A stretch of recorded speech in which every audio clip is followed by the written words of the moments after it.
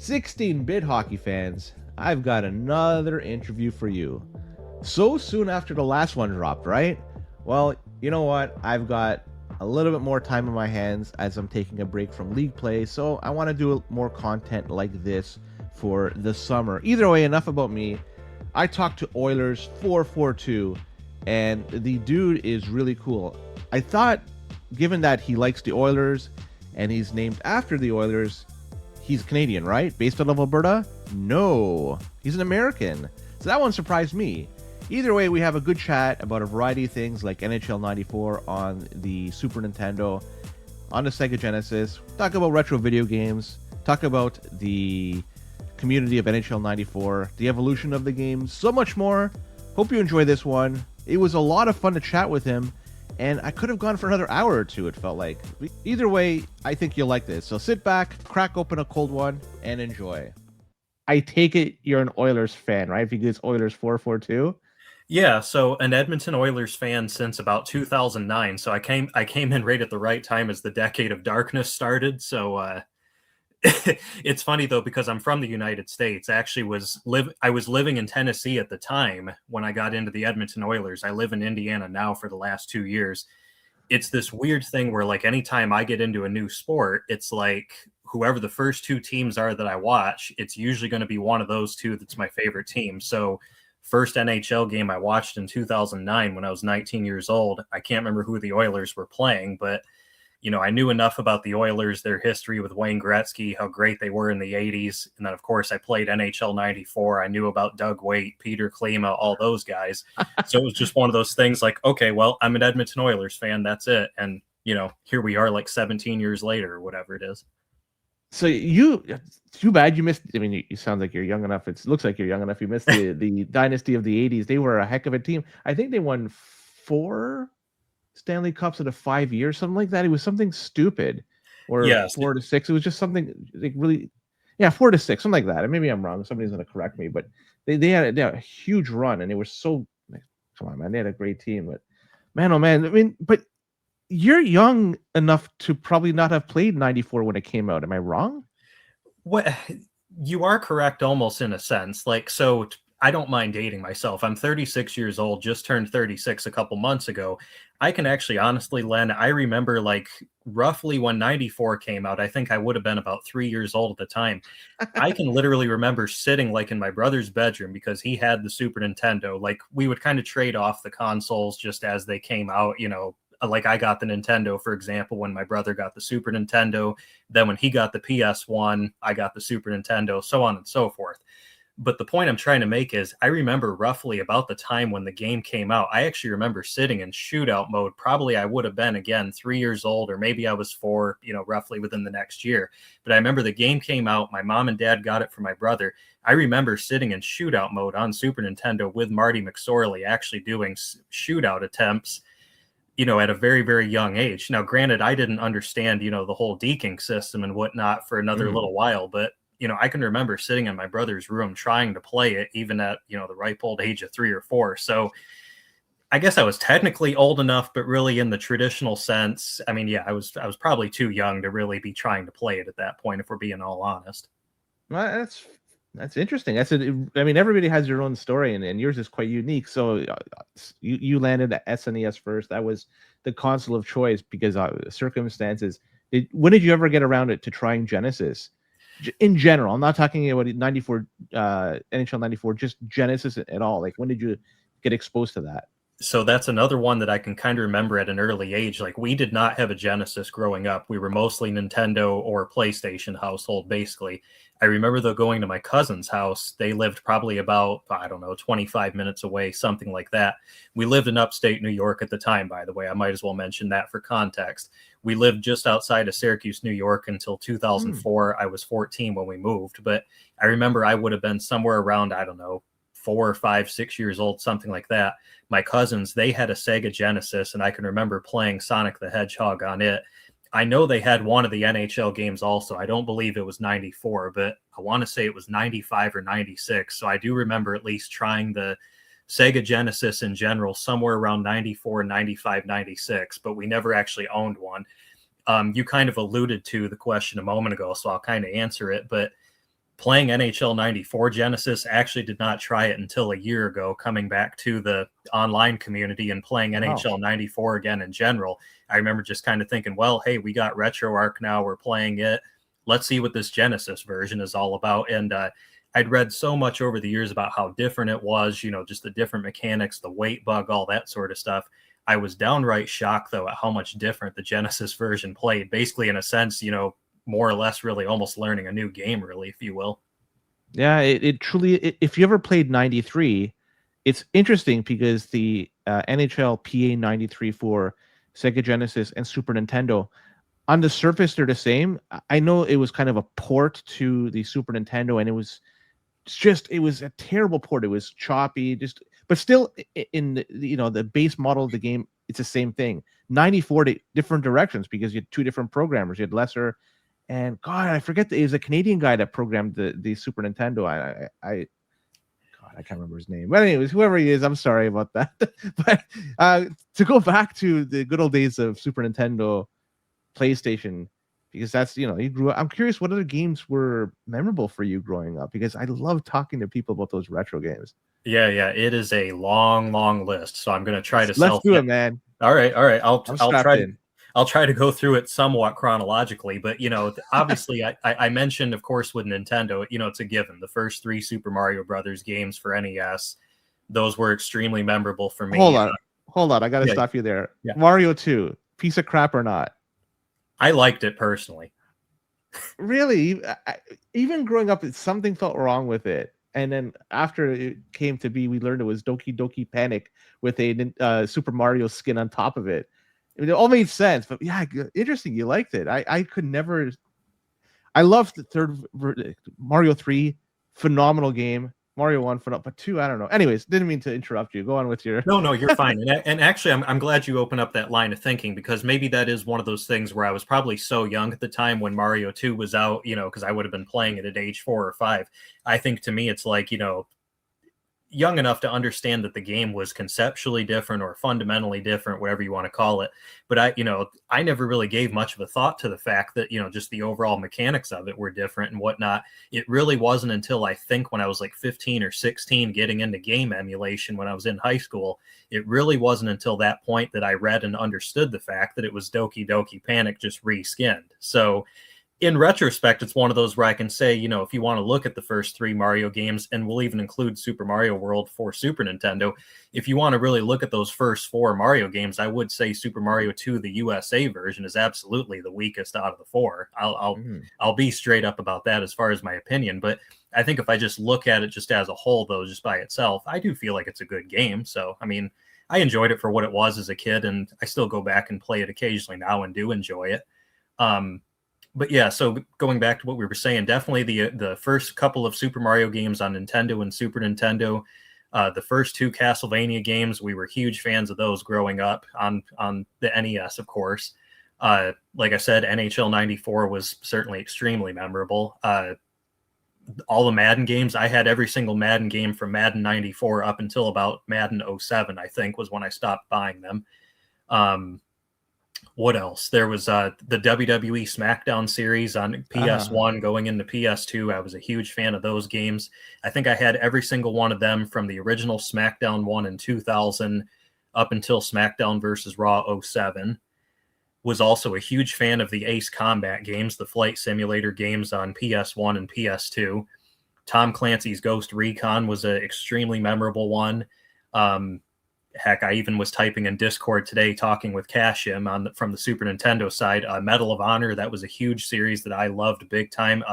In the middle of a playthrough right now of doing Medal of Honor Rising Sun when I'm not doing NHL 94. So I don't know. I mean, that's, you know, there's a heck of a lot more, but, you know, that's more or less really, I think, like a personal greatest hits, if you will, in games that are really still always swirling in my brain at all times, or even just ones I go back and play. Oh, SOCOM US Navy SEALs. I got to mention that one too. Was a huge fan of those ones on PlayStation 2. Yeah, that's, like I said, though, that's kind of, I'd say that's the bulk of them off the top of my head. I'm sure there's a few other ones, but, you know, Tecmo Super Bowl. I'd be remiss if I didn't mention Tecmo Super Bowl. That's another big one that I absolutely love. how would you fare if you played against DPS? That guy apparently is just a machine in that game. I had the pleasure of sitting down physically next to him, and I was chatting about his success in the game, and I think from what I gathered, he's probably one of, if not the best player in the world in that. So I'm curious if you could hold your own, if you could give him at least a challenge in that game, or it would. I told him if I play him, it would be a shutout. I wouldn't even be like, it would be so bad to watch me play, but maybe somebody else like Well, maybe you could score a few points. well, I'll tell you what, Len, if it's anything like NHL 94, I probably could maybe for the first, I don't know, the first quarter or so, probably have him a little bit tripped up just because it's a new style. You're getting used to the nuances of a new player. But me not having like all of like the knowledge of the online play for Tecmo Super Bowl and all that, I'm sure very quickly my lack of knowledge would like, I know a lot about like the players, the attributes, who the best players are on each team. But as far as say like the best ways like to score, the best way to utilize the players, like sure, I know what works versus the computer. And my brother and I, we used to play the heck out of one another growing up. But because I only have just that basically that experience of playing versus my brother, I just don't have like say all of those other nuances that a seasoned online player would have.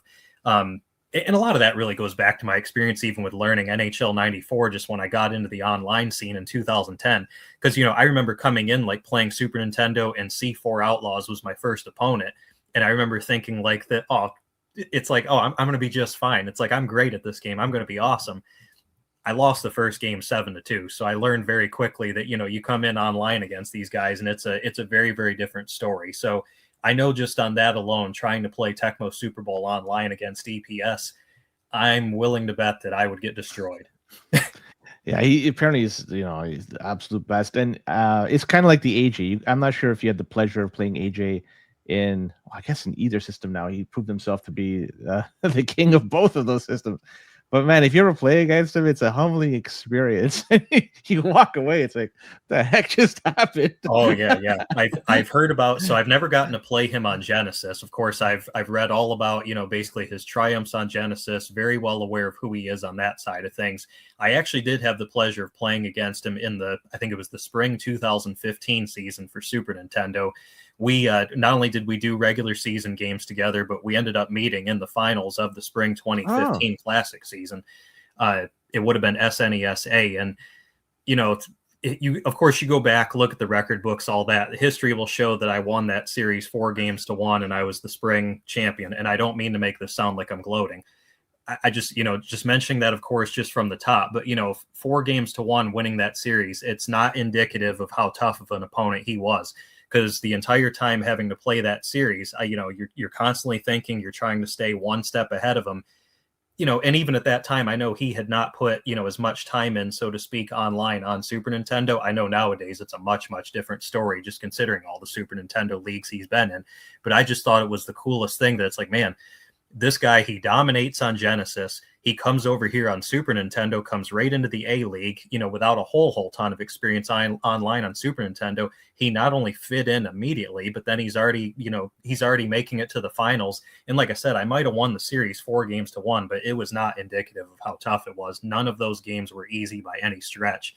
I imagine nowadays, with how much he's probably learned even more about the Super Nintendo game, certainly how much I've probably regressed in the 10 years I was away, I think things would be a heck of a lot more even nowadays. And if we were to meet up in a series, odds are he'd probably win. Oh yeah, he smoked, not smoked. He took Professor to the distance and took him out in King of '94. In terms of the evolution of the game of Super Nintendo, because I know you can't speak much on the Genesis side of things, but have you noticed the game evolving, the way people play, the way people approach it? Like, what could you say about that? What sort of feedback could you give on that topic? Oh, yeah, I can give an awful lot of feedback to that, quite frankly. I remember so I guess I'll start really with the beginning of my journey back in December of 2010. I remember coming in, playing a lot of these, I guess I'll call them A-League guys, because every one of them either was in A at the time or they ended up moving up to A a little, not too long after that. I remember playing guys like C4 Outlaws, Grado, XOT82, CJ Garnett, Fenty 62. There was numerous guys. they were good players. They all had their different things that they leaned towards, or their different tendencies, if you will, that they would do on and off, just from an offensive standpoint. But a lot of like the way that Super Nintendo was being played was that, basically like it was basically just deep goals. And you had, of course, the standard one-timers, driving up to the corner, then you center it back, diagonally back to the center, and you're trying to score on the one-timer. So, I noticed within, probably the first month, 2 months of playing, that most of these guys, they kind of had, similar ways that they went about trying to score. I mentioned Grado. He was the one who was a lot different in the very, very beginning, where he would do these elaborate passing plays in the zone, setting up, say, like 5 or 6 passes, just waiting until the absolute right time to, unleash a one-timer with an open guy. And if you weren't very good defensively, or if you were not disciplined like I wasn't at the time, you'd be trying to go for the body checks, or you'd be trying to cover certain guys positionally, and he would just do all sorts of passes that would completely pull you right out of position. So that was one of those things where not only did I have to evolve to try to, just be able to stop that first and foremost, but everybody else in the league, they had to do the same thing also. And it was the same thing with XOT82, because he would do a lot of those elaborate passing plays too, or even just setting up like different forms of like give and go one-timers. So there was a lot of that. Those two, they ended up leaving the league, I think, at some point around 2015 or something like that. But it was just one of those things where, because of the bar that they had set, everybody had to evolve. Everybody had to get that much sharper offensively and defensively. So then what was kind of left from then on was that, I'm not going to say I was the only one, but there was me, there was Anatar, a couple other guys who, because we had set the bar relatively higher as far as just play and elaborate skill, elaborate passing plays, things that you had to do. I think you then saw later where there was guys like Bob Kadelsky, 26, who else? Of course, Token Toma, the professor. You had these different guys that were coming in at a later time after people like me had left. But because the remnants of the things that we had done from, say, 2010 to 2015 were still very much a part of just the meta, or, the way that the game was played online, they had to evolve basically their skill level to be that much higher. So then you fast forward all this time later. And for me personally, I come back last year and I'm playing some of these B guys, just in online exhibition games, and it didn't feel like things had changed way too much. Then, though, you play Token Toma in exhibition games, and I got smoked. And it's like you're finding out very quickly that it's like, okay, once you go against these A-level guys, you're seeing just how much the game really had truly evolved in the time that I was away. Even last night, I sat there and played Token Toma in 3 exhibition games. I'm not sure what exactly it was, but he must have been feeling that much more relaxed, because, I'd been playing a lot of exhibs the last little while against Great One to Envy and some of these other guys. Yeah. Been doing a lot of work with him, feeling like I was pretty sharp, and then Token just smoked me last night. And it's just, just one of those moments where it's like, well, I guess I got to go back to the drawing board if I'm going to be coming back to SNESA at some point. So that's a lot there, just throwing a lot at the wall. But I hope it kind of lends a little bit of, I guess, a detail of how the league has evolved. Again, I don't know if I did that the best, but I could probably go in a lot more detail. But it has evolved quite a bit in the 16 years that I've been around, here and there and whatnot. So you're playing a lot with Great One to Envy, and I met him. He told me that. NHL, yeah, so it's a tournament in London, not too far from here, and it was the pleasure of meeting him. And yeah, it was a Sega Genesis tournament, which was not his forte. And yeah, so he's playing a lot of Super Nintendo Online. I think he's doing a little bit of Genesis too, but I'm not 100% sure. But I know for sure he's a Super Nintendo dude. But you mentioned 4 guys, and I want to get your comments on each of them. Maybe give like a brief, what you have your experience with them, what they're all about online, like their strengths and so forth. The first one I'm going to come up with Anatar. Yeah. Go ahead. I want to hear your thoughts on him. Anatar, I laugh because I'll be the first to say that he was the one guy that I felt like I could never solve. And I say that also because, he used to tell me, like, we would play exhibition games, we would play our regular seasons. We never once met in the playoffs. It never once came to be that we met in playoffs. And so I don't know who holds the record nowadays for the most Super Nintendo A online classic championships, but I want to say he has the most. It's either 5, 6, something like that. I lost count over the years. So I always kind of say that in my mind, I feel like he's the most decorated SNES online player of all time, just from the number of A-level championships he won. But he, and I remember telling him one night, this was like back in 2018. I remember telling him one night, I'm like, man, you've got the most number of championships ever. That makes you the greatest of all time. There's no disputing that. And as humble as he is, because he's a wonderful guy, so humble, Yeah. he turns right around and he tells me, he's like, well, we have to remember, out of all those championships I won, Oilers, you were never in any of those seasons where I won. And I'm just thinking like, oh man, it's like, He's a nice guy. I met him. Oh yeah, cool yeah. dude. Like, It's just I gritted my teeth because it's like, man, had we met in the playoffs, he probably would have played circles around me. Anitar was the one guy where I felt like that I knew what was coming every single time. He's going to drive down with his very high tempo game, and he's just going to ram the puck right down your throat no matter what you do. You knew what was coming every time, and I never could figure out a way to stop it. And I know that's kind of keeping it at more of a basic level, but the guy was he was one of the first players that I played against where it felt like his talent at the time was absolutely inhuman. I know that he focuses more on the Genesis side of things nowadays, so I'm not really sure where things are with him with his SNES game. But if he's half as good at Genesis as he was in Super Nintendo back when I used to play him regularly, the guy's off the charts. Much respect, incredible player, and a great person too. You caught yourself. Did you call it SNES or SNES? I call it SNES, but SNES. Maybe I said SNES there. I really don't. Oh no, I thought you were going to say SNES. I never say SNES. I'm an SNES. That's the way I learned it growing up. Bob Kadowski, want to hear your thoughts on that dude? Cool guy. Yeah, by the yeah. way. They're all cool guys. Yeah. Bob's another cool guy. I know he's been around for a very, very long time. He actually may be the most tenured SNES player at this point. I couldn't tell you what year he entered into the league playing online, but I want to say it might have been 2006, 2007, something like that. And for me, like the little bit that I played him over the years, I would see like a clear progression in his game where, he wasn't necessarily the best at everything, but he was very, very good at just all of the different aspects of the game. I think he later did end up winning a Super Nintendo A championship, which absolutely well deserved, just considering the amount of time that he put in it, just the amount of time that he was around. Just a very, very solid player, very, very well-rounded. He was one that you couldn't necessarily take for granted what was happening, because you knew that even if you were shutting down, say, like the deke attempts or anything like that, he could turn right around and he could give you some crazy one-timer play, something like that. So just somebody very, very skilled, just very, very deep knowledge of the game, always kept you on your toes no matter what. And again, another great guy too. I always enjoyed the conversations with him outside of the game even. And the Professor, that's another name that you mentioned. I want to hear your thoughts on him. So Professor, unfortunately, I have not had a chance to play him yet. I've asked him for exhibition games, I think once or twice in the year that I've been back. Just haven't heard back from him.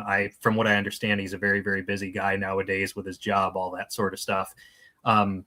Unfortunately, put on the gauntlet here. Like let's get something going, right? Like, Professor, what the heck's going on? Why are you ducking Oilers? Yeah. I'm kidding. I mean, I'll take the high road on that one, only because just certainly, like, as life changes, just different things with job, personal commitments, all that sort of stuff. Even in the spirit of competition, it's always tough for me to go into that mindset of, trying to throw down a gauntlet or anything like that. But no, everything I've seen, I've never really gotten to interact with him, but, seems like a very nice guy. The results speak for themselves as far as just, winning championships and all that. I mean, come on, with a name like the Professor, obviously you got to know what you're doing. So he's one that I hope to get a chance to play against, and pretty sure that I'll find myself kind of just cringing at some of the great goals that he'll score, and I'll probably end up throwing my hat or something like that. It just, man, it's like, oh, I got to evolve some more to match this guy. That's how you get better. You play these great players, and you either sink or swim. And a lot of people, they're learning how to swim. And last name Tokentoma, you mentioned him a few times. I'm sure you have something to say about him. Oh yeah, absolutely. I mean, I kind of mentioned earlier just his ability, all that sort of stuff. If I can put a little bit of a humorous but yet at the same time serious spin that I think describes his skill level. When I was playing against him last night, he comes down alone on a breakaway.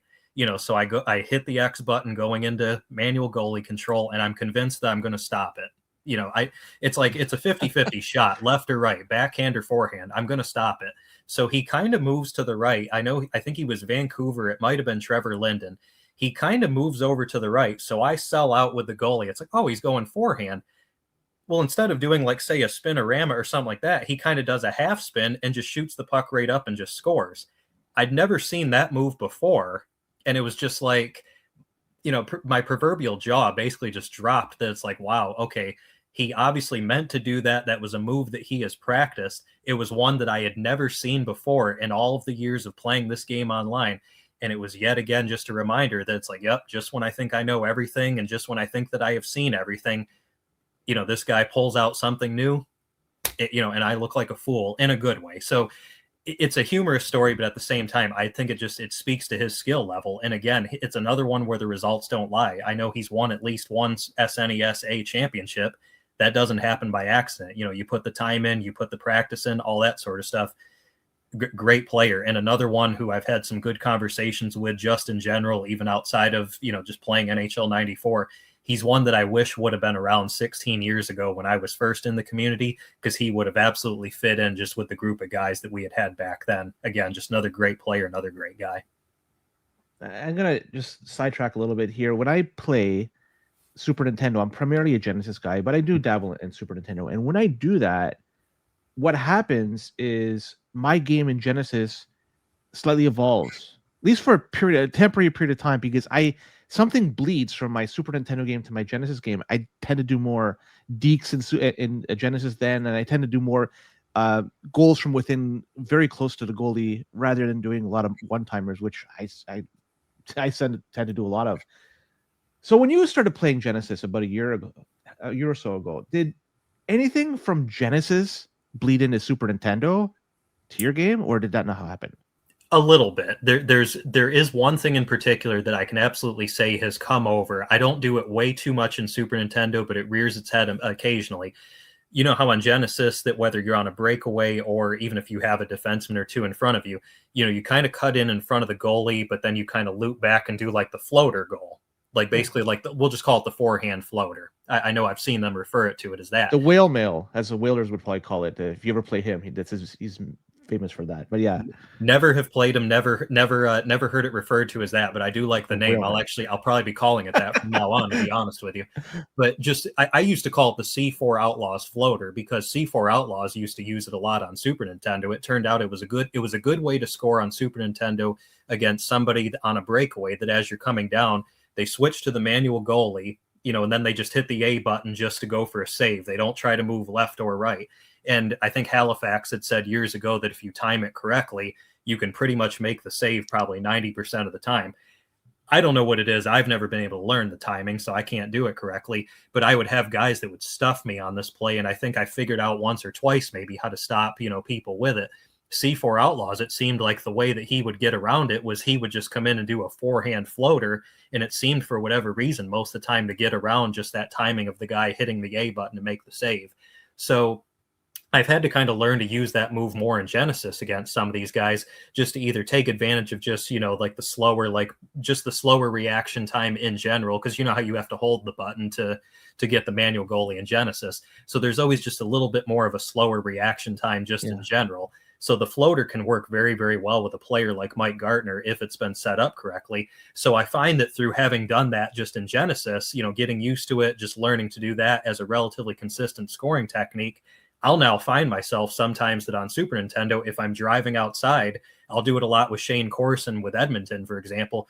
I'm driving to the outside, and if I have a player who's kind of sitting back a little bit with his defenseman and he's going to try to either take away the outside lanes or something like that, I'll just cut back in and then just kind of do that floater, and I'll find myself kind of utilizing that a little bit more.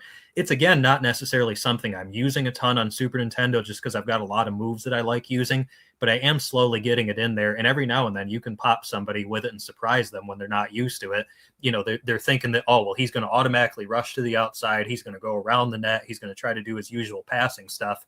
But then you quickly cut in with a guy fast enough and do that floater, and you can surprise him and get a quick goal out of it. So that's definitely one thing for sure that I can say for a fact has come over from Genesis and has become a part of my Super Nintendo game. If anything, I probably need to integrate it a little bit more, because that's really, I think, that one of the secrets really to being good at Super Nintendo and Genesis for that matter. You've got to have a very, very deep bag of tricks. Yeah, 100%. And Yeah, and you got to just keep practicing. And I do that style, that goal, that whale milk goal. I've been trying to do that a little bit more and trying to incorporate that in my game. And it's tough for me. It's really tough. I can't get it, but I'll just keep going. I'll bang my head against the wall.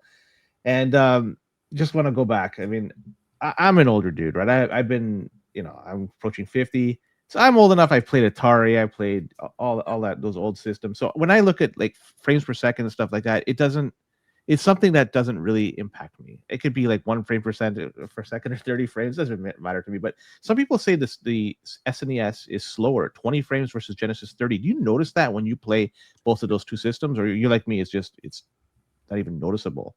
It does. It stands out quite a bit nowadays. Ah. Because I have become more.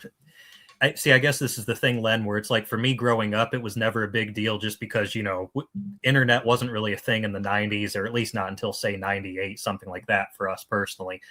So it's like that whole thing about frames per second. Oh well, a locked 30 frames versus 60 frames. All the discussions we see nowadays. That stuff wasn't really a big deal growing up, so I never really used to notice it that much. Super Nintendo, I absolutely never noticed it because it was the only version I ever played for all those years. But I know that like coming into Genesis last year, playing it, I noticed immediately that, oh yeah, it's definitely smoother. It does play differently, feels pretty nice, all that good stuff. And then the very next time that I went back to Super Nintendo, either later that day or the next day, something like that, it stood out immediately from there, just how Wow. choppy the Super Nintendo was. And then it was kind of like, I kind of just did one of these and I'm like, huh. So now I see what they've been saying for all these years about Super Nintendo having the choppier frame rate. It is something that if I play Super Nintendo exclusively for a couple days, I actually won't even say that. If I go back to Super Nintendo within about 5 minutes or so, I don't notice the choppiness anymore. But if it's one where I'm kind of switching back and forth, like, that same day or anything like that, it is immediately noticeable going forward. So yeah, it is something that I do see nowadays, and I'm obviously very, very well aware of it. In the end, it doesn't impact things way, way too much. I will say that at least as far as just the differences in the way the two games are played, just from an offensive standpoint, I will say for me also, even kind of an extension of the last question, I will say that like playing Genesis for a while, trying to generate offense on it, and then coming back to Super Nintendo, it feels a lot easier for me to score on Super Nintendo just because, the passing is more loose, all of that sort of stuff. So it kind of similar to what you were saying before. It feels like that I play Genesis for a while, I come back over to Super Nintendo, and it will feel like I at least have kind of like a temporary leveling up of the game, kind of like what you were saying. So it happens kind of in opposite for me, that like Genesis is almost like running with ankle weights. Then you take the ankle weights off, go back to Super Nintendo, and it feels like you're just flying. Yeah. That's a very good analogy. And now I want to talk about the game itself, the players within the game. Yeah. The 16-bit players, not the human opponents behind the controller. The lighter guys, the lightweight guys, like the Flurries, the Gilmores, the Gretzkys, maybe even Naronic, if you want to throw them in this category. I mean, are they usable players in '94 on the Super Nintendo? Yeah, they're usable. I will say that for me, I tend to go away from them just because of the natural disadvantage with the weight, because we know there's no weight bug in Super Nintendo, but they are absolutely usable. Like, it's funny because like Great One to Envy, I talk about this with him a lot of times. If I'm ever using Chicago, I tend to not use Jeremy Roenick at center. And he thinks I'm crazy for that. And I totally get it because, JR, obviously, the highest rated player for Chicago, you would think obviously is your best fit at center. And I would say in most cases, that's absolutely true. I just find that the weight for me, it's again, just that classic thing, we say it all the time. The lighter weight makes him something of a sitting duck at center, where if you have, say, a Dave Manson or a Marty McSorley, somebody like that on defense on the other side, they're going to destroy Jeremy with a huge hit. So to me, it's kind of one of those things that's like, okay, even though he has really good shot power, really good shot accuracy, I love what he can do at the center or at center, but it's like for me, because of the weight, he's something of a liability. He also can't really interject his own heavy hitting quite as much. So for me, what I try to do is I'll try to mitigate the weakness, and I'll also try to use his speed as a strength. And I find for me, moving him out to the right wing and utilizing him over there, to me, it makes him a more usable player. It kind of mitigates some of his weaknesses. And then if I bring somebody like Mikel Goulet over at center, who is heavier and has just as good of shot accuracy, I feel like for me, it kind of balances out Chicago's lineup just a little bit more. So that's kind of the example of just what I do with Jeremy Roenick.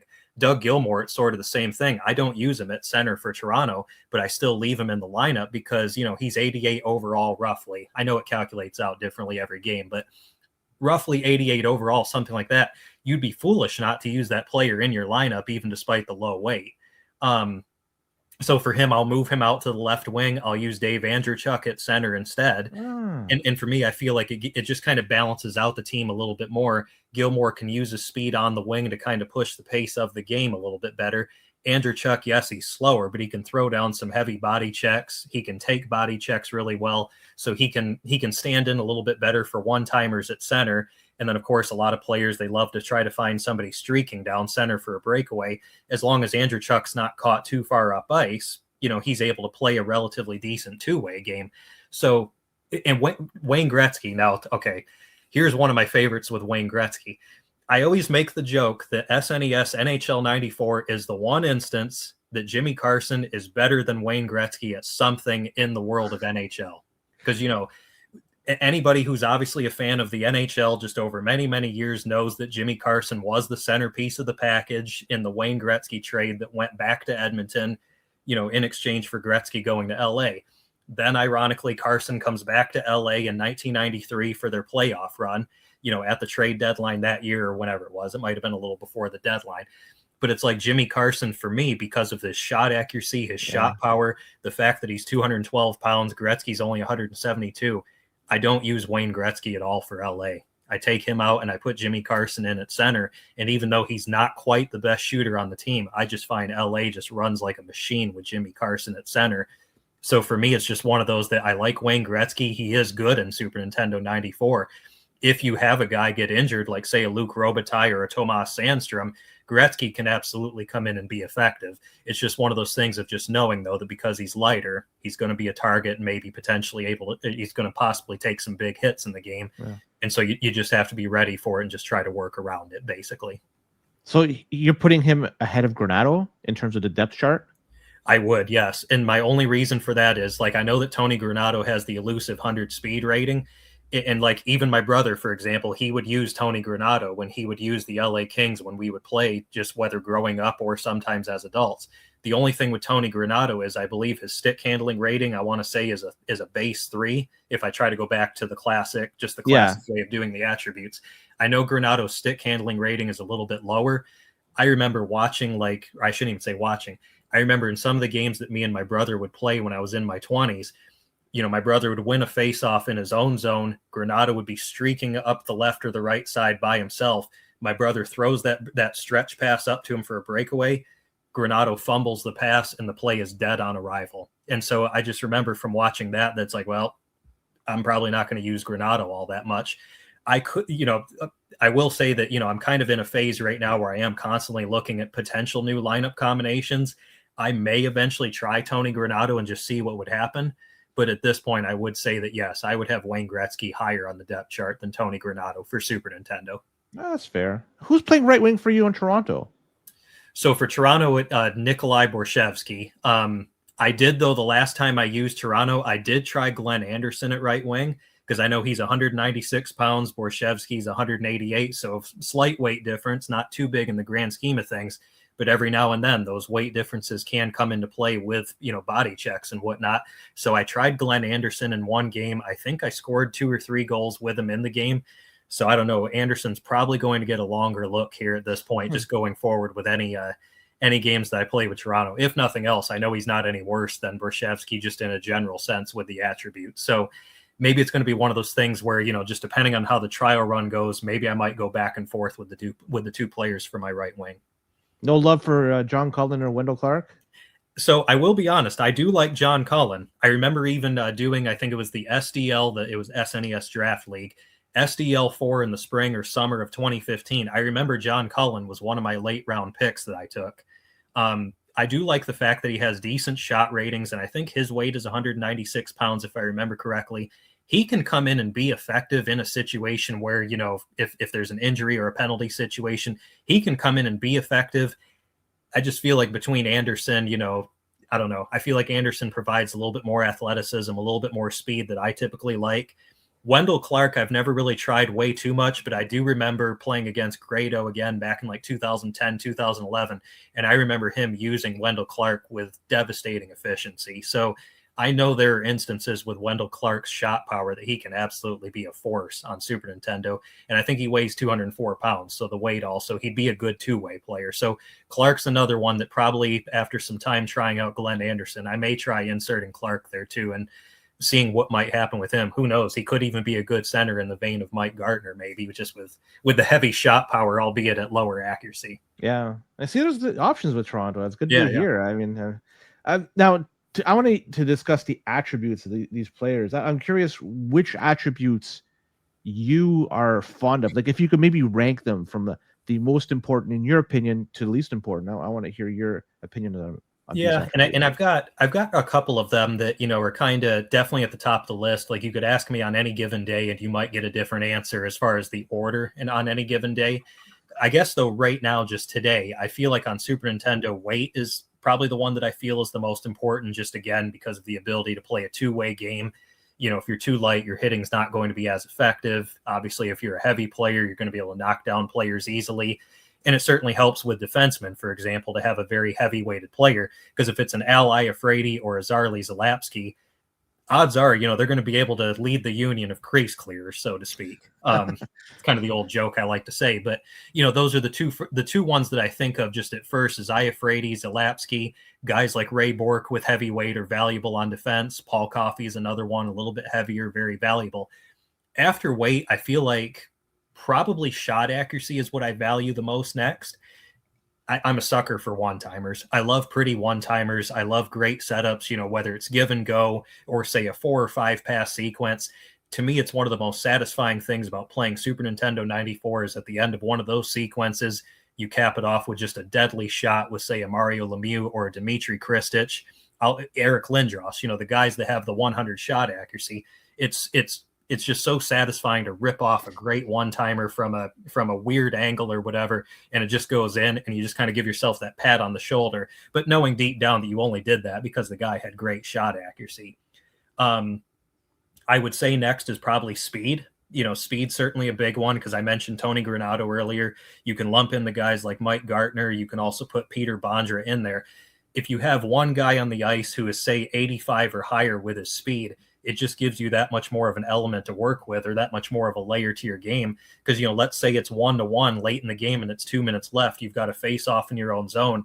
You win that face-off and you've got that 100 speed guy or, again, that 85 speed guy or whatever, and he just makes that streak just off the wing and you hit him with that breakaway pass or that stretch pass, I should say, for the breakaway.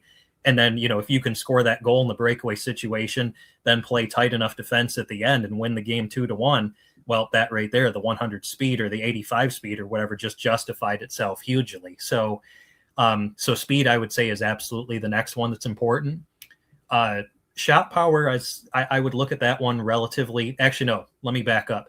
Stick handling, I would say, is the next one. I find that guys with 3 or above in stick handling are typically pretty reliable. There are some situations where if a guy's on the wing and he's got that 3 stick handling, you know, again, I mentioned Granato earlier, they may be more at risk of fumbling passes that are, you know, more of a stretch variety or more of a long distance pass, if you will. So I find that the stick handling is very, very important, that usually a guy is going to be reliable if he's 3 or higher. But I would say really that it's really even one of those things that I would almost even go one step higher in that I really only want guys on the ice that are actually 4 or above, because they're almost always guaranteed to catch a pass on Super Nintendo. The one instance that I have found where it seems like that it does not matter quite as much, I'm going to use 2 players for this example, Mikkel Goulet and Rick Tocchet. Both of them are 3 stick handling, and I find that if you put them at center, because of the distance of the passes that they are receiving is not quite as far, they seem to be able to catch the passes pretty reliably, even though they have a stick handling rating that's lower. So that's kind of one of those things where I'm going back and reevaluating some of these players, because as much as I love using like Pittsburgh's default line, for example, and I do think it's one of the best default lines in the game, we have to understand that Jaromir Jagr has pretty weak shot ratings, despite the fact that he has a pretty high overall rating.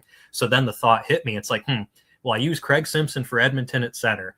I use Derek King at center for the Islanders, and I seem to be able to do pretty well with these guys.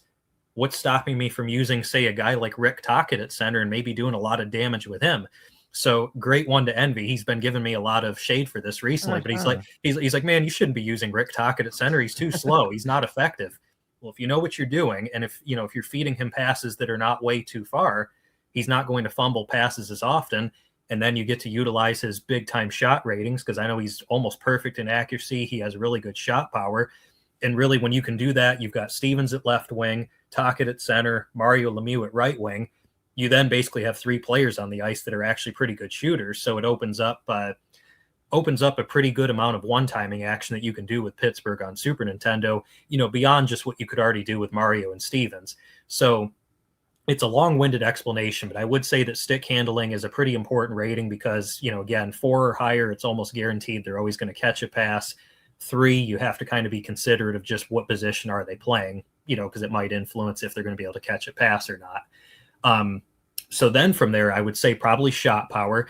It's less important to me only because, usually accuracy is most important, that, I'm going to be able to score from maybe some crazy angles if a guy has a really good accuracy. But I find that power is an important component too, because if you have a guy with great accuracy but low power, okay, you're going to be able to hit that crazy angle maybe. But if the shot's coming in slower, the goalie obviously has enough time to react to it. And then at that point, the angle doesn't really matter as much anymore. So it's a situation where, like with, say, like a guy like Mike Gartner or Stefan Richer with New Jersey, they have very high shot power, and it's great that they've got a cannon of a shot.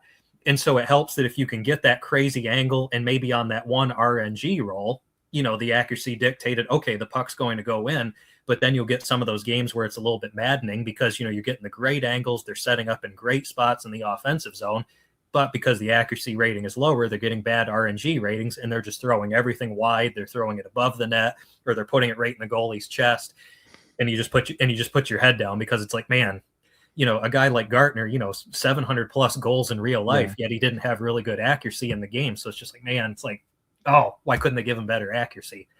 And then I know from there, we're kind of getting to the attributes that are a little bit less. Agility is an interesting one because it's like, I know it's very important. It governs basically how well a guy can turn. It governs basically just how quickly is he going to accelerate to his top speed. But I find that I can work with guys actually that have lesser agility. It's really if they're heavier and they have a good speed rating, I find I'm going to be okay with them. There's one player that kind of leaps to mind immediately. It's probably Ali Afraidy, because I was going to say I can't remember the name at this exact point, but I know every time I use the guy that I kind of notice this. I feel like it's Ali Afraidy. Obviously, he's heavy. He has good speed ratings, but you can notice that as soon as he picks up the puck, actually, it might be Scott Stevens, to be honest with you. As soon as you pick up the puck and you start skating forward with him, he's kind of a little bit slow, it's a little bit tough for him initially, but then after probably that first second and a half of him carrying the puck, he's up to speed and suddenly everything's fine. Yeah. So I find for me, it's like, you play the game enough, you get used to the heavy but fast players enough. And it's almost like agility is not as important because you just have to consider the fact that it's going to take him a second to get up to his top speed, or that you might not be able to make the precise turns. And if it's somebody like a defenseman, well, you don't really have to worry about that quite as much because it's usually a risky play anyway to try to carry the puck all the way from the defensive zone, do an end-to-end rush. Me personally, I'm looking for a breakout pass first. So agility is not as important if we want to look at it from that standpoint. What else do we have? We have agility. Oh, aggression. Aggression is one to be mindful of only because I'm sure Len, and most of our 94 vets in the community know, obviously the higher the aggression rating, the more often they're going to take penalties. I don't look at that rating way too much, to be honest with you, but I know that the guys like Marty McSorley that have a topped out aggression rating, that they're going to be landing in the penalty box more often than not. For me, Marty McSorley, his strengths far outweigh that weakness because, with the heavy weight and just, his decent defensive awareness, things like that, I feel like that, he's not really a liability being out there. Sure. He's amazing. I mean, I could put Alexei Zhitnik in there and I could get some better skating, better ability to rush the puck. But I just know that Zhitnik, even though he's not going to take as many penalties, at best, I'm just going to have to be mashing the B button and doing poking to try to get like a knockdown from a poke check. Marty, I don't have to worry about that as much because I know if Marty locks onto the guy and the hit connects, the guy's going down. almost always. So with Marty, it's not as big of a deal because, again, I know that if he takes penalties or whatever, there's a couple guys on the bench that can come in and basically do what they need to do for a little bit until Marty's ready to come in. So the penalties, I don't know, the aggression rating doesn't really bother me. It's not something that I concern myself with too much. I think out of the rest of the ratings, I know there's probably one or two I'm leaving out. Checking, offensive, defensive awareness. Yeah. So, and thank you for that. So really, when you remind me of those, I mean, yeah, the awareness ratings, they're kind of important, but again, something that I look at really lesser, if I'm being honest. But then when I think about it, they are important because, I see some of these guys with low offensive awareness, and, say if I put them at center and they're kind of just circling around doing some weird stuff, and you don't really see them planning in the right spot to get ready for, say, a one-timer to try to shoot up at the net. It's even like an interesting thing that I'll notice that some guys that have good offensive awareness, like Craig Simpson with Edmonton, say if you're starting like a rush and I put him at center, you're starting a rush with Peter Klima or Shane Corson. I'll notice like Simpson, for example, at certain times when you're coming down with the puck, he'll kind of like stop at center ice and almost wait for you to get to a certain point before he starts rushing with you. Obviously, a guy that has a lower offensive awareness rating, I just in my own experience, because of course it's all anecdotal, I haven't seen guys with the lower awareness ratings do that whole thing where they stop at center and kind of wait on the wing. So I just know that on that level alone, offensive awareness is obviously doing some things right there, just in terms of what the player's doing offensively. Defensive awareness is absolutely important, even though I have it lower on the list, because I know if a defenseman has like a lower defensive awareness, he's spinning around in his zone. He's doing all sorts of weird stuff. He's not positioned in the right place in front of the goalie to stop the oncoming rush. So I would say from that standpoint, even though I have it lower in the list, it is important to think about. And really, I think just even again, it's anecdotal evidence. I'd have to look at the ratings again, but I feel like Shane Corson has a relatively decent defensive awareness for Edmonton. And I'll notice him coming in a lot of times. Like for me, when I play like defense, usually when I turn the puck over, most players, they want to apply pressure. They want to have a heavy forecheck, and it's a great strategy. It works great. I don't do very well with it. It's just not something that I do great with. So usually if I take a shot, the goalie saves it or the puck gets away, whatever. If I have a chance to go after the puck and reclaim it, sure, I'll do it. But if I know there's no chance, I usually just turn around and retreat, because I just want to outnumber the opponent back the other way. So then it's one of those situations where if I'm controlling, and again, I'll use Edmonton as my example, if I'm controlling Craig Simpson or Peter Klima and I drop back with one of those two, I'll notice Shane Corson will kind of hang around and do the whole forecheck thing himself. And I remember even just my first time winning like the Super Nintendo A championship, I remember him creating a couple turnovers in that series that I had against Bo No's NHL 94. I remember him creating turnovers by himself, applying heavy hits by himself, being controlled by the computer. And so just, when I did a lineup guide, like writing about Edmonton a number of years ago, I wrote in that guide that Corson was very effective on the forecheck. And I'm sure a lot of that has to do with his defensive awareness ratings. Because again, it's just that matter of just knowing the right place to be, clogging up the passing lanes, or even just attacking a puck carrier. And I know there's more to it that goes into it than that. I know there's been a lot of things on Earth the last couple of years about just the mechanics of the game, the way like the defense like attacks like the puck carrier when they're controlled by the computer, all that sort of stuff. But I think that it kind of segues me into that last rating that I was thinking about. And surprisingly, it's at the bottom of the list, and that's the checking rating. We'd have to, I don't know if McMarcus has done, I know he's done deep dives into the code and all that sort of stuff. I don't know if anybody has actually done like a study of like what constitutes like a checking effectiveness for Super Nintendo. I don't know like if they have determined that like the checking effectiveness is like the same formula as Genesis, or if it's only based purely on weight. But I feel like that when I'm looking at a player and just kind of assessing how effective is he going to be defensively, I really find honestly that I ignore the checking ratings most of the time. And you would think that that's counterintuitive, and maybe truthfully it is, depending on how much of a role it plays in the rating. But just again, if I use Edmonton as my example, it's like I put Craig Simpson in at center, and the fact that he's 204 pounds, I've seen enough times over the years of playing where he's able to make some relatively heavy hits, even on heavier players like, say, a Rob Blake and a Marty McSorley. And I know that Simpson has like a lower checking rating just in general. And so for me, that's kind of why I think just through him, the logic kind of applied the rest of the way, that when I think about a player's ability to lay heavy hits down and whatnot, I'm really usually only looking at their weight more than anything. Again, I don't know how right or wrong that may be, but I just find for me that's more or less what I've been looking at over the years when determining somebody's ability to be effective as a body checker. Yeah, it's the most. I mean, I find it's the most effective way of looking. And it's even in Sega Genesis. You look at the weight, and it's the inverse. Of course, the lighter the better. Yeah, Now yeah. you mentioned you gave your attributes, you rank them. So then, guys like McSorley, when he's hot, he's got to be incredible. I know you said he goes to the box a lot, but come on, man, that guy when he's got the ability to skate when he's hot, he's an incredible player. Like it's no stopping that guy. You give him the puck, he's just a tank, go right to the net. Oh yes, yes, He's absolutely. amazing. And I will say that in those situations when it becomes apparent early on, the first time that Marty touches the puck in a game, and you can tell he's got that zip because of the boost and all that, I'm It's almost game on, man. Oh yeah, I'm almost salivating on the other side because it's like, okay, here comes the end-to-end rushes. I know that this is in play now.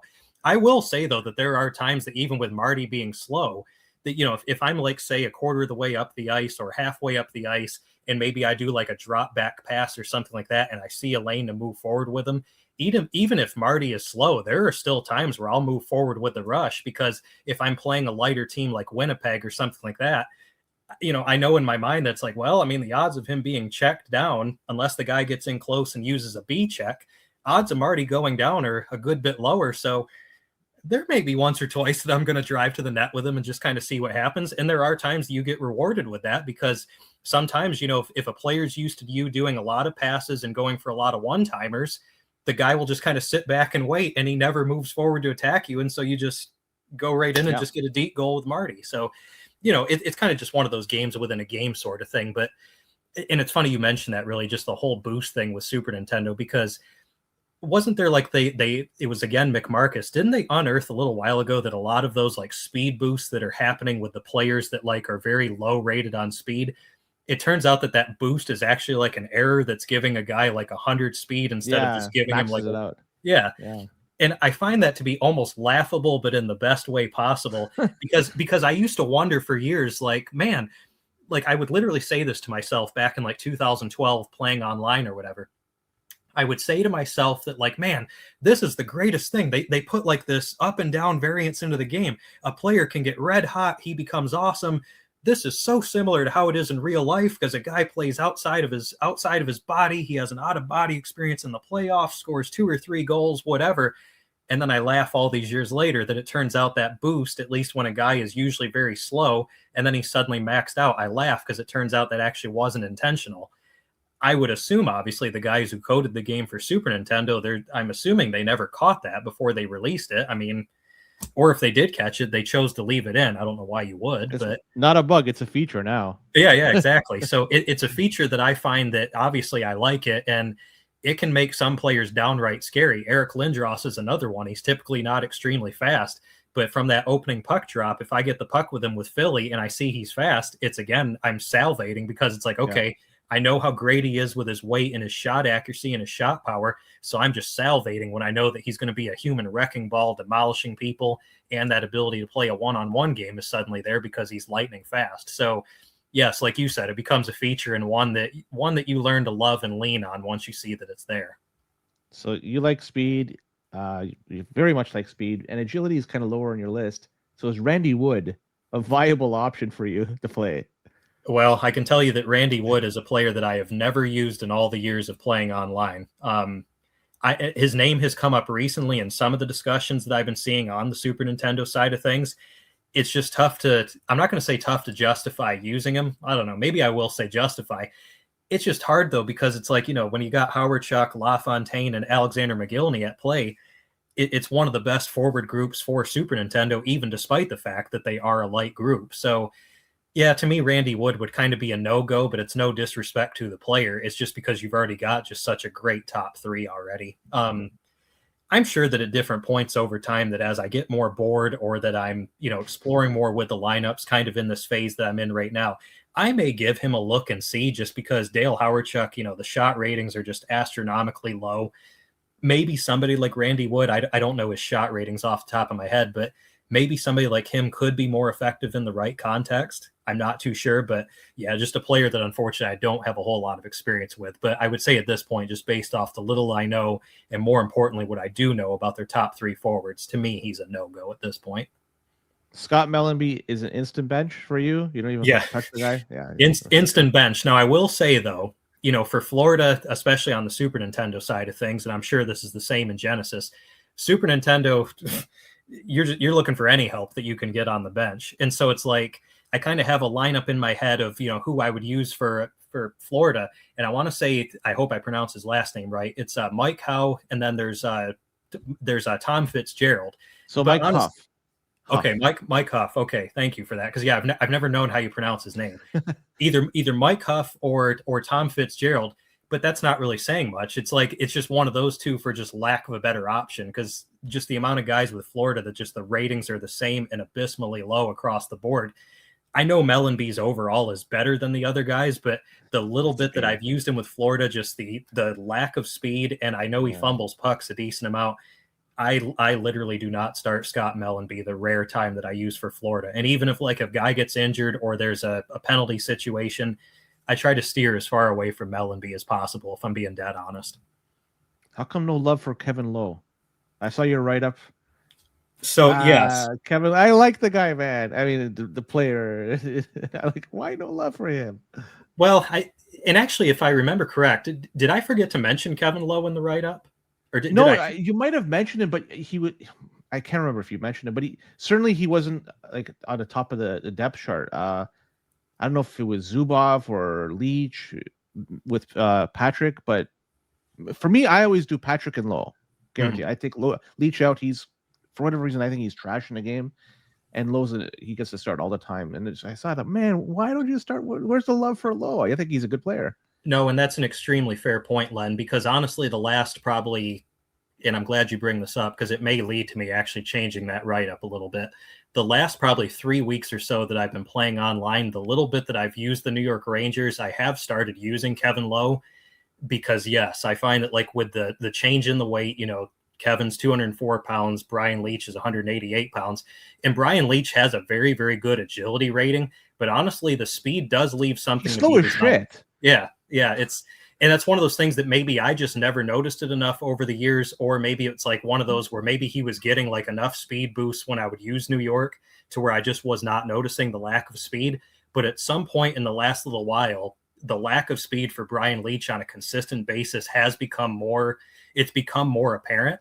So I have started using Kevin Lowe a little bit more, and I see immediately why guys prefer to use him on Super Nintendo. Because yes, the higher weight and the ability to make more consistent body checks, obviously that's very, very important. And correct me if I'm wrong, Kevin Lowe, I think at least has an equal defensive awareness rating to Brian Leach, if not better. So that's one right there that's very, very important to consider too. So yes, I have started to use Kevin Lowe a little bit more, and my pairing has been Patrick and Lowe. And really, I do find, honestly, one of the more underrated pairings in the game, because Lowe is one that, yeah, sure, the overall rating dictates that he's 62, 64, something like that. But he's a player that I think punches well above his weight class in terms of overall rating. So I'm glad you mentioned that, because that is something that kind of, as I'm working on these write-ups a little bit more, I either may very well go back and edit that write-up and kind of change my thought of just who my default pairing is, because as I've gotten more into it these last 3 weeks, I do think there's an extremely strong case, and really in my mind, I start to think that Kevin Lowe is a better option than Brian Leach. So yeah, that's one I may very well either rewrite just on the main post, or I may even put another like post afterwards and just kind of write an additional blurb and just really honestly just say, hey, after more careful consideration, this is probably your best bet for a starting pairing. Yeah, you notice it on Super Nintendo. A lot of posts get hit, way more than it happens in the Sega Genesis. Are posts absolute bullshit in the game? Because it seems to happen so often, and I'm like, why? I know Marcus created a fix to remove that, but I'm wondering if you think it's absolute bullshit to have these posts get hit so often. I'll kind of be something of a pacifist with my answer, at least initially anyway. I can 100% understand that why Genesis guys like yourself, come over to Super Nintendo, play it. I can understand why you guys see it as too many posts and why you don't care for it. It makes perfect sense to me. And really, when we look at it from that standpoint, yes, fully justified in what you're saying. I do think, just in my experiences over the years, I feel like that just, you play thousands of online games, whether it's exhibitions and then, hundreds of regular season games, hundreds of playoff games, whatever. I feel like the amount of posts is a little bit overstated because me personally, and again, I know it's anecdotal. There's some guys, they see a ton of posts in most games, and I get it. For me, it's like I actually feel like the amount of posts is relatively fair. At times it leans on too many because you will get those occasional games where it seems like the only thing you can do is hit the post. And there are times where it becomes a little bit maddening, but I feel like that you play enough, just with thousands of games, and it kind of does even itself out over time. I feel like the posts are kind of an important part because I don't know. It's just, it's kind of, it's part of the game. It is frustrating, obviously, that you make a great passing play, set up 5 or 6 passes, you take a great long distance shot with, say, a Dmitry Kristich, and it just doinks right off the post, and you throw your hands up because you feel like the scoring chance got wasted. But it's one of those that if you're an effective enough player, if you kind of win enough puck battles, or you know what you're doing in all facets of the game, you're going to generate enough scoring chances where it seems like the post problem almost takes care of itself, and you kind of just quickly move on and go to the next scoring chance. And so it's one of those that when I go on the flip side, I play Genesis, and I'm usually surprised at the amount of posts I don't see. And I don't mean that as a criticism towards Gens. I don't mean it that way whatsoever. It's just one of those things that where if I try to come back to the beginning, I can absolutely see why the Genesis guys feel like that Super Nintendo has too many posts, because they're just not there as much on Genesis. And at least in that scheme of things, though, it does mean that the goals are more consistent, say, on one-timers and on dekes. So I will at least give that as a positive to Genesis, that if you set up the scoring chance correctly, odds are it's going to go in, and it's one less factor that gets taken away. So, it's got kind of its pros and cons. Again, I know that's something of a pacifist answer, but, I try to at least look at it from that standpoint. What controller you use when you play online? It's funny. I was looking at it to see if I had it right next to me. I don't, but so what I use is a PlayStation 4 controller. I go Bluetooth right into my laptop. I'm on Windows 10, so I Bluetooth right into my computer, and I use it, and I'm kind of shrugging my shoulders a little bit. I'll go ahead and let this one slip. I don't know how the community will feel about it, but I use the analog sticks when I'm playing. I know that I'm not the only player that uses the analog stick, but I'll be the first one to kind of acknowledge that probably does give me the ability to do some dekes that guys would not normally be able to do on a D-pad. And so I'll be the first one to say that if I'm ever at King of 94 and I'm playing live, guys will probably be quite surprised at how inefficient my skating is in a live context because I'm not on an analog stick. And if that's something, and again, I'll be the first one to take the grenade for it. If that's one where I get 5 messages tonight or tomorrow or wherever from guys saying, hey, that's a bunch of BS, you need to use the D-pad, I'll go ahead and I'll use the D-pad from then on if it's something that's frowned upon. I'll be the first one to say it. But I have asked a couple guys over time, and I have found that at least a decent number of Super Nintendo guys are using an analog stick, whether it's on a USB controller, PlayStation 4 controller, whatever. So again, something of a pacifist answer, but at least just trying to be open on just what I'm using and just answering your question in general. So yes, nowadays a PlayStation 4 controller. I have used an Xbox One controller or Series X controller in the past. And then in my heyday, when I used to play a ton online, I think I was just using like a standard Logitech USB controller that you would buy at Walmart. You ever play any online tournaments before? So I did. So that's right, in person. Sorry, in person. Oh, so never in person. No, it's one of those that just anywhere that I've lived over the years. Obviously, I was too young to be playing online when I lived in New York. When I lived in Tennessee, sure, there's Nashville, obviously Nashville Predators fans, all that sort of stuff. Nashville's your only real hockey hotbed in the state of Tennessee. I never heard of them doing like NHL 94 tournaments in the Nashville area over the years. So I never played in one there by default. And then living in Indiana now for the last 2 years, I've never heard of like any live tournaments here in the state of Indiana. And I've never traveled like outside of the country and been in Canada or anything like that. So I've never done like a live tournament up there. I would love to do it though, because, regardless of like the competition or any of that, it gives a chance like for the face-to-face interaction just and really just meeting like people that love playing the game and just meeting them in person. To me, that's what it's all about, really, because I know it's kind of sidebarring a little bit, but to me, it's like the greatest memories I've ever had of playing this game, especially in the online community. It's been the friendships and the interactions. Just, I use this kind of as an anecdote sometimes, but it's like, playing like a guy like Fenty62, for example, the amount of times I would just laugh uncontrollably at some of the funny stuff he would say, or some of the funny stuff that he would do with his players, like knocking the net off on purpose after a goal's been scored. The amount of times that guy made me laugh, especially when I was a little bit younger in my early 20s, and wasn't doing so good in life at the time, struggling to find myself, all that sort of stuff. The amount of times that a guy like Fenty made me laugh over those couple years playing, that to me, that's what it's all about right there. And so just on that alone, I very much have a high interest in playing live tournaments over the years, because I want to interact with the folks. Obviously, like something like King of 94, I want to meet you guys. I want to forge those relationships, forge those friendships, all that sort of stuff. Because again, that's what it's all about at the end of the day, is the relationships.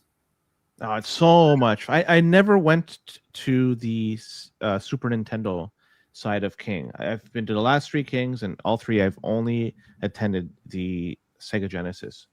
But I'm assuming the same experience applies to the very next day. I had a blast at every King. I hope you would attend it. And like you say, one of the most memorable things I have when I go to King is when I play Flame Shelter, when I get kicked out of the tournament and I finally get freed and I could play with him, and we just have so much fun playing games with these goons on the ice. And it's I have just so much fun doing that. That's why I sign up, is to play him and people like him, not to play the tournament, because I'm gonna do nothing in a tournament. I'm just there on cannon fodder. Anything else. All right. That's it for this. I'm gonna just go to the last segment of the show. That's the rapid fire, where I throw you some questions and you quickly see if you could put the puck in the net. Let's see what you could do. So all right. I got 10, 15 questions or so. Here we go. Is holding overpowered in Super Nintendo NHL 94? No, I would say it's not. It's one actually that honestly I don't see it used enough, quite frankly. To me, it's like it's a very, very effective it's a very, very effective tactic and technique. One I don't see used all that often. It's one that I would recommend the newer players that are first coming up in SNESC or SNESB. I almost would recommend them to use it more, because it's something of a fail-safe, if you will. If you're not great at defense, just put your defenseman in front of the goalie, use it. And it's not guaranteed to work, but hey, it's effective. And for us veteran players, at least from my point of view, it's in the game, it's a tactic, it's fair. In a player like myself, you have to evolve to get around it. So to me, it's fair game. Most overrated team in NHL 94? Genesis or Super Nintendo, or both? Super Nintendo. Chicago. I'm going to say Chicago. And just because it's one where I feel like the overall rating is not necessarily indicative of what the team can, or what the team really does. I will say that that whole thing is changing a little bit in the last little while. I mentioned what I do now with Roenick and Mikhail Goulet. So that's changing a little bit here the last little while. But yeah, I still feel like overall probably the most overrated. Most underrated team in the game? Oh, well, I paused it first, but then it's like, it's easy. Edmonton. Put Craig Simpson in at center, and that changes everything. Most underrated player in the game? We're talking the 16-bit player, not the human opponent behind the controller. Well, I could apply this to the real player too, but I'm going to say the 16-bit again, Craig Simpson. The amount of damage that I did with him over a long period of time of playing online was just unbelievable. And I don't mean that as a pat on my back. It's just one of those that, again, putting him in seemed to be just that magic missing element, to where suddenly for me, it's like Edmonton is no longer a middle of the road team to me. They were a team that I like. People would like, they found it weird that like back in like, the classic leagues or whatever, back in those days, it's like, why is this guy using Edmonton? He could go with Boston. He could go with Pittsburgh. He could go with LA. I chose to use Edmonton because I love using Craig Simpson, and just I got so used to him and the nuances that it's like, hey, he's got great shot accuracy. He's 204 pounds. If he gets a speed boost going into a game, he's deadly. Giddy up. So, Yeah, and Yeah. and so it's like I get proud when I play guys online nowadays, and I almost always see them subbing in Craig Simpson nowadays on Super Nintendo because I feel like that didn't happen before me. So not to sound arrogant or anything like that, but it's like I'd like to think that I had something of a hand in that happening over the years. I think I might know the answer to this, but most overrated player in the game. Yeah, I'm going to say Jeremy Roenick, and not because of That's my thought. like a disrespect or anything like that. It's again just as far as Super Nintendo is concerned. Again, just that weakness with the weight that I mentioned. I will say though, Genesis, I absolutely see why you guys think, or I shouldn't say think. I see why he's the undisputed best player in Genesis. That's a foregone conclusion because of the weight bug. So so for me saying that on Super Nintendo, that absolutely does not apply on Genesis. He is an absolute wrecking ball and a machine on Genesis. Ottawa, Anaheim, Florida. Rank these from best to worst. Ottawa number 1, Anaheim number 2, Florida the worst. Who's better, Bork or Coffee? Bork. Do goalies make any difference in Super Nintendo? No. And that one, I say that with no hesitation, because if you ever notice in my write-ups, on the website, I never mention a single thing about the goalies.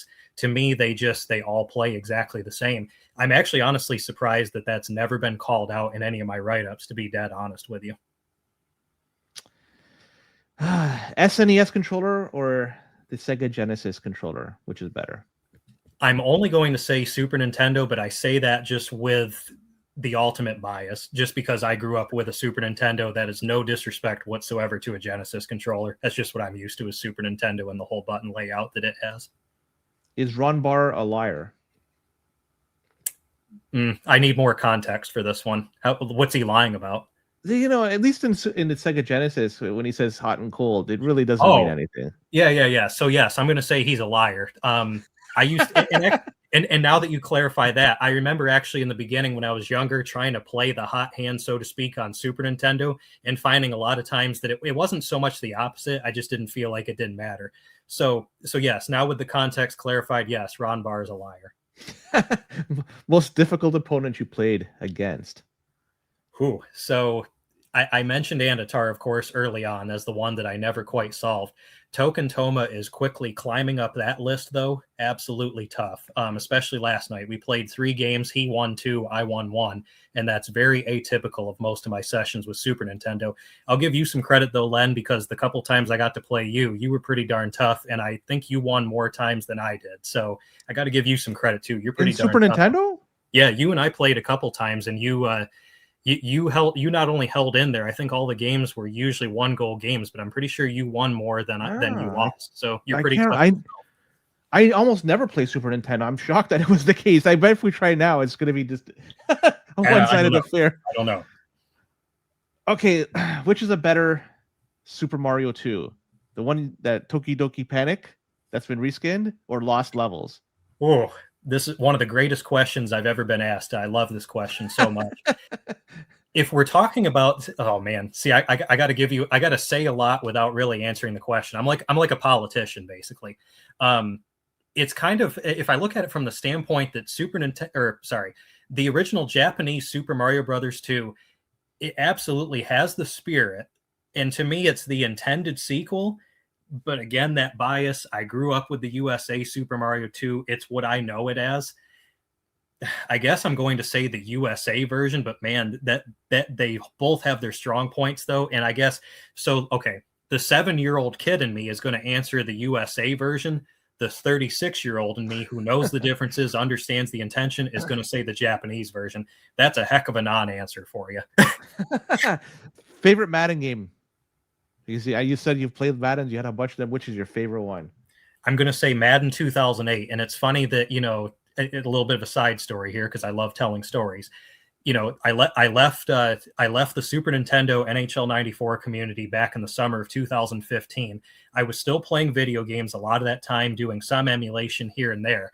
And then I kind of got away from the emulation and the video games and all that, at least, for the most part. They kind of would just become maybe a once a week sort of thing. Then it was probably around 2022, something like that, going through a bit of a tough time in my life, that I decided, well, hey, I'm going to come back to video games. I'm going to come back to emulation. Let's see how much it's all changed in the last 7 years. And so one of the first things I did was on this very computer that I'm connected to you now on, installed several emulators, and the first one was PCSX2. I wanted to see, it's like, okay, I don't have a great GPU, but I've got 16 gigs of RAM. Is this even going to be feasible? Because the last time I tried PS2 emulation in 2016, it was a mess. I couldn't do it with the computer that I was on. The first game I fired up was Madden 2008 on PCSX2 back in 2022. And I was just in heaven. It was running smoothly. I had it upscaled to 900p, whatever it was. So it looked great when I put it on my flat screen TV. And it was the only game I played for like the next 3 or 4 months.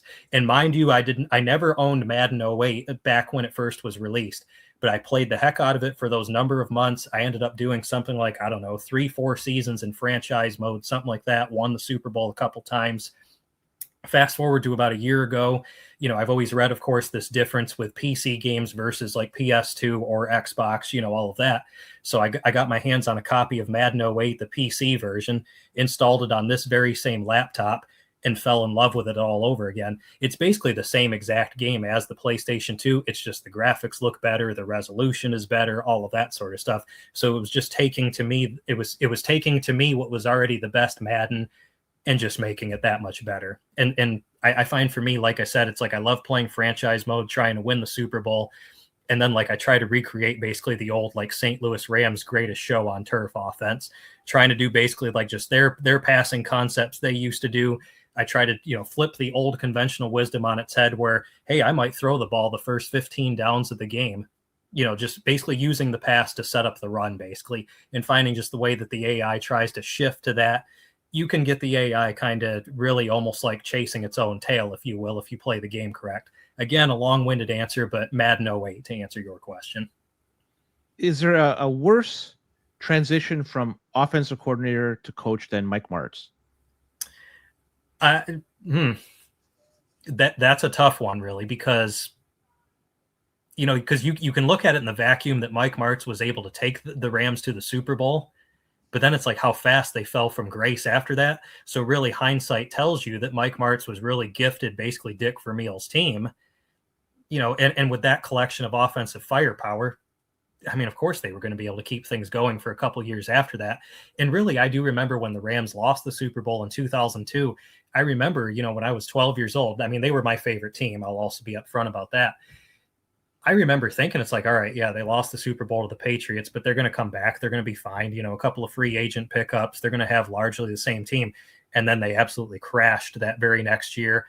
I know they ended up recovering, making the playoffs the year after that with Mark Bolger as the quarterback, but then they were just completely irrelevant.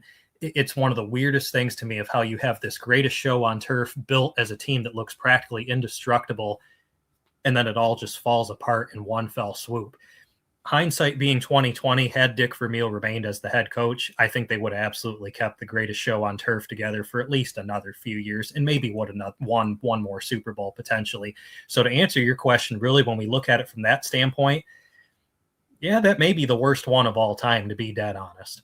Well, I with one caveat, if Vermeil stayed on and they kept Martz as the offensive coordinator, they probably would have been able to replicate a lot of his success. I think if he left as of the offensive coordinator, I think there would have been a hole that, they probably could have plugged it, but I think he was just his mindset and the way he approached the game and how he formulated that offense. I think he was just the perfect storm. And if you took him out of that, yeah. Anyway, that's enough football talk. One last question with 94. Got to ask you, if you could improve one thing in the game in an NHL 94, what would you do to make it better?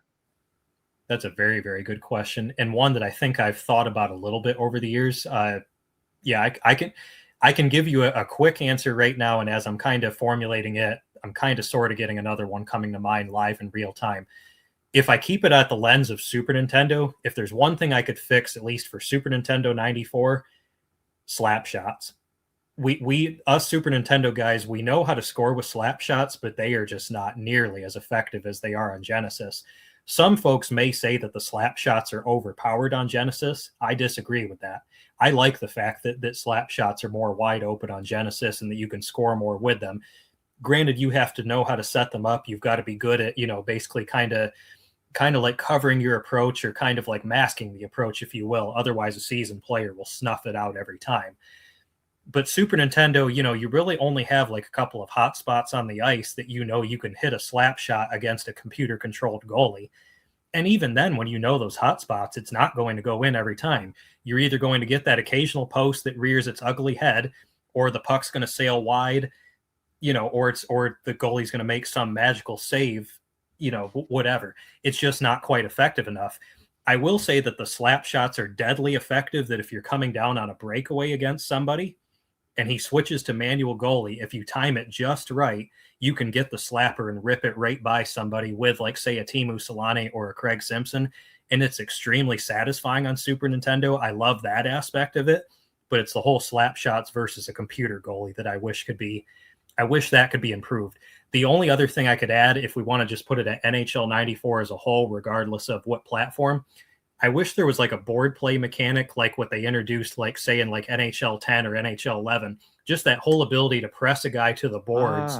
Yeah. I wish that something like that was in NHL 94. That would be really, really cool. And I feel like just add another tactical element to the game. Well, with that, we'll tie a bow on this episode. Appreciate you coming on. This has been a fun one. Absolutely. Thanks for having me, Len. No problem, brother.